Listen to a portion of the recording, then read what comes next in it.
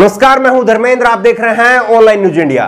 भोपाल से बीजेपी की सांसद और 2008 के मालेगांव बम ब्लास्ट की आरोपी रही प्रज्ञा सिंह ठाकुर, उनको लेकर के भोपाल में गुमशुदगी के पोस्टर लगे थे। भोपाल के लोगों ने पोस्टर लगा करके पूछा था कि कोरोना महामारी के समय में आखिरकार प्रज्ञा सिंह ठाकुर कहां हैं। उनकी गुमशुदगी के पोस्टर भोपाल में लगवाए थे। इसके बाद में तरह तरह के कयास जो है वो लगाने शुरू हो गए थे, लेकिन अभी प्रज्ञा सिंह ठाकुर ने खुद से सामने आकर के मीडिया में सफाई दी है और बताया है कि आखिरकार उनके साथ में क्या हुआ है। एक बुरी खबर आई है प्रज्ञा सिंह ठाकुर, जिनकी उन्होंने खुद आकर के मीडिया में कहा है कि उनकी एक आंख से दिखना बंद हो गया है और दूसरी आंख से भी महज 25% ही दिखाई दे रहा है और उनके ब्रेन से लेकर के आंख के अंदर जो रेटिना होता है वहां तक पस भर चुका है। ये तमाम जानकारी प्रज्ञा सिंह ठाकुर ने खुद दी है।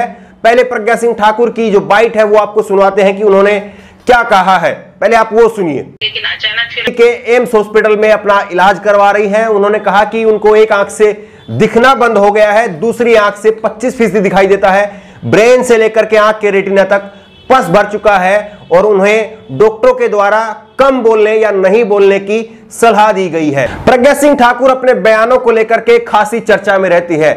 2019 के लोकसभा चुनाव से पहले प्रज्ञा सिंह ठाकुर ने इंडिया टुडे के एक इंटरव्यू में कहा था कि उनका कैंसर गौमूत्र से ठीक हुआ है और गाय पर इस तरह से हाथ फेरने से ब्लड प्रेशर कंट्रोल में रहता है। सुनाते हैं आपको कि प्रज्ञा सिंह ठाकुर ने इस इंटरव्यू में क्या कहा था और किस तरह से दावा किया था कि उनका कैंसर गौमूत्र से ठीक हुआ है। ये इंटरव्यू में आप प्रज्ञा सिंह ठाकुर से खुद ही सुनिए। पर जैसे हम इनके ऐसे ऐसे बड़े बयान दिए हैं जिनको लेकर के खुद बीजेपी मुसीबत में फंसती हुई नजर आई है। 2019 के लोकसभा चुनाव में उन्होंने कहा था कि वो नाथूराम गोडसे को देशभक्त मानती है, जिसके बाद प्रधानमंत्री नरेंद्र मोदी ने कहा था कि वो उनसे कभी दिल से माफ नहीं कर पाएंगे। प्रज्ञा सिंह ठाकुर को कभी दिल से माफ नहीं कर पाएंगे, ये नरेंद्र मोदी जी ने कहा था।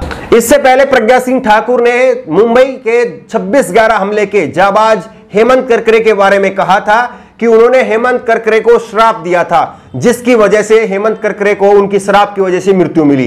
इस तरह के तमाम वो बयान है जो प्रज्ञा सिंह ठाकुर के जहरीले बयान, जिनको कहा जाता है कि वो उनके इन बयानों के बाद में सियासी हलकों में तूफान खड़ा हो जाता है और प्रधानमंत्री नरेंद्र मोदी को इतना तक कहना पड़ा था कि वो उनको दिल से कभी माफ नहीं कर पाएंगे। हालांकि उसके बाद में प्रज्ञा सिंह ठाकुर और प्रधानमंत्री नरेंद्र मोदी एक ही समारोह में आसपास जो है वो नजर आए, लेकिन इस वक्त कोरोना महामारी के समय में भोपाल में उनको लेकर के पोस्टर लगे थे। लोग पूछ रहे थे कि प्रज्ञा सिंह ठाकुर आखिरकार कहां हैं। तो ऐसे में प्रज्ञा सिंह ठाकुर ने खुद सामने आकर के सफाई दी है कि उनकी तबीयत जो है वो काफी गंभीर है। उम्मीद करते हैं कि प्रज्ञा सिंह ठाकुर जल्दी स्वस्थ होंगी और स्वस्थ मानसिकता के साथ में, स्वस्थ विचारों के साथ में एक बार फिर से अपनी भोपाल की जनता के बीच में होंगी, क्योंकि कोरोना महामारी के समय में चाहे वो किसी भी लोकसभा की क्षेत्र की जनता हो, चाहे विधानसभा क्षेत्र की जनता हो, वो इस समय इंतजार कर रही है कि उसके प्रतिनिधि उनके बीच में आएंगे और उनको मदद करेंगे, क्योंकि हर किसी को मदद की दरकार है। लेकिन इस समय प्रज्ञा सिंह ठाकुर